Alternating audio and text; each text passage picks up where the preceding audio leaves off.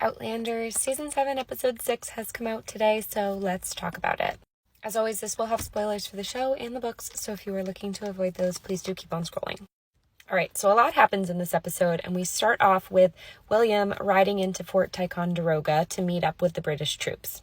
I had said in my review of Episode 5 that I didn't think that William was going to be at Ticonderoga just due to the pacing of his storyline, so I'm really happy that he was.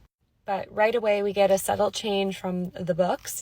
In the books, William meets Simon Fraser prior to the siege of Ticonderoga, and in the show, they've chosen to rework the story so that he's late showing up and they've already taken over the fort. You'll remember in the last review, we talked about Simon Fraser. He's a distant cousin of Jamie's. He becomes very significant later on in the story. Spoilers, but he becomes Jamie and Claire's ticket and reason to leave the fight and go back to Scotland, which is also directly tied to Jamie's latest acquaintance, Daniel Morgan. I'll touch upon that later in this review.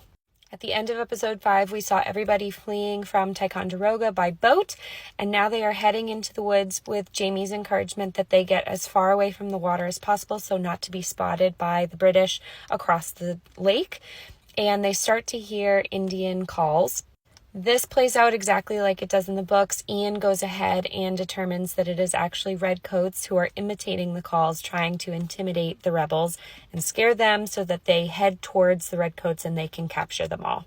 I was a little nitpicky about the way that they shot this because the scene is broad daylight and then it immediately switches to nighttime and then it immediately switches back to daylight. So I think it was trying to imply that this took all night, but it doesn't feel like it was very cohesive in the way that it was shot.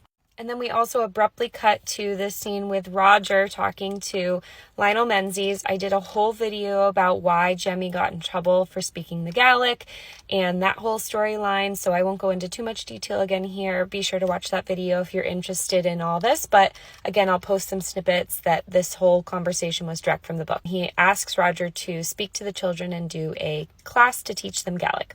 When we cut back, we see Claire, who is wandering through the woods looking for Mrs. Raven, and she is captured by the redcoats and taken back to the fort to be held captive there.